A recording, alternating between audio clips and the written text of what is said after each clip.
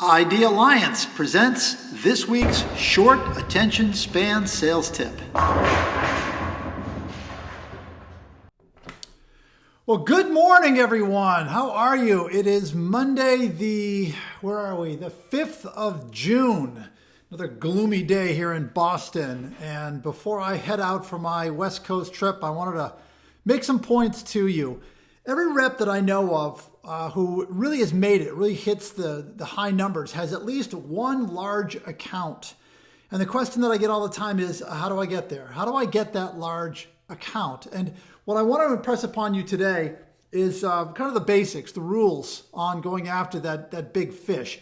First of all, you've got to understand that your single biggest factor in landing a big account is diligence. Diligence, just simply sticking with it. If you're not committed to this process for the long run, and I'll define long run in a second, then don't bother.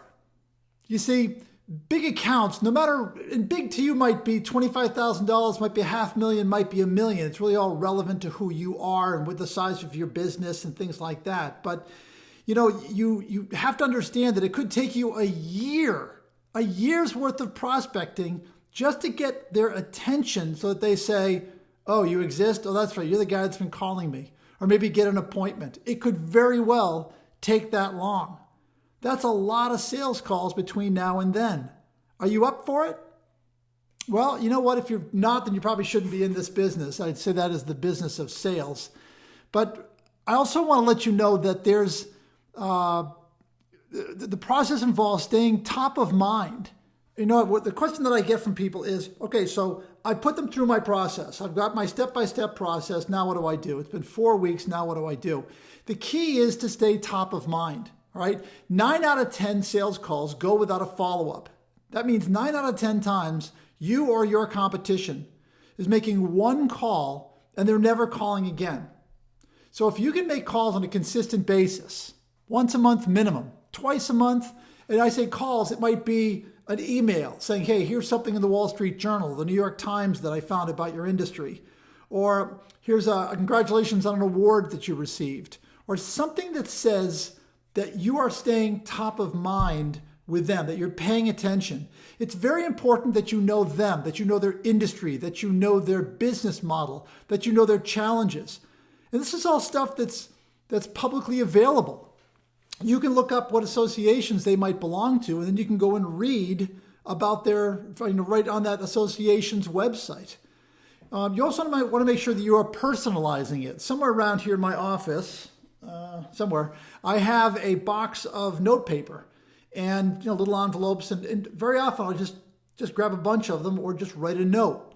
When I leave for a flight like I've got tomorrow, I'll grab some and also grab some stamps so that by the time I get off the plane, I will have written several handwritten notes. My old trick for my 92-year-old mother.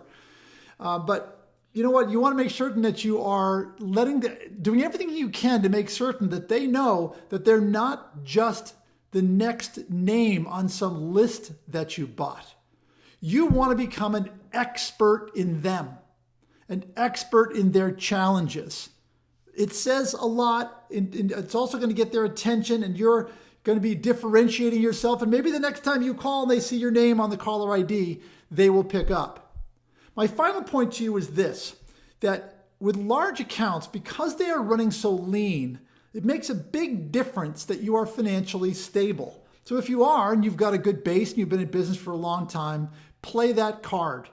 Make certain that they know that, yeah, you're going to be around tomorrow, that you're going to be around next year, that you've been around for a long time, that you do business with companies their size all the time.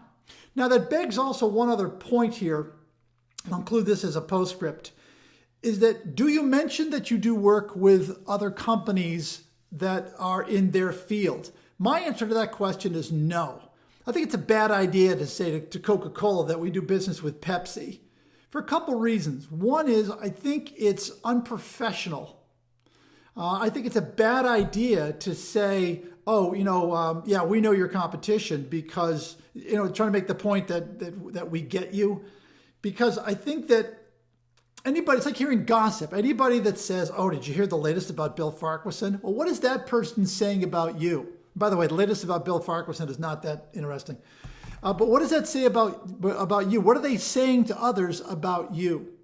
Okay. The other reason is that I think is a better way to go. I think you can say, yes, we've done business with companies your size. Yes, we've done business with companies in your industry, but we prefer not to mention them by name because we consider each relationship to be private and personal. I think that's a much more professional way of getting your point across. Time will tell whether or not you know their industry. But certainly you can make that great first impression that yours is a company of integrity and character. And these are rare characteristics in today's climate. So you want to make certain that you are that person. You are that company. So the high quality, long-term pursuit. It's a matter of patience. It's a matter of diligence. It's a matter of professionalism and knowledge and all of that wrapped up. And maybe that one time you'll get lucky. You know, you also want to stay in touch with LinkedIn to see who knows someone who can get you in. But settle in, settle back, excuse me, get set for the long run. Go nail that big fish so that you can become a sales superstar. Have a great selling week, everyone.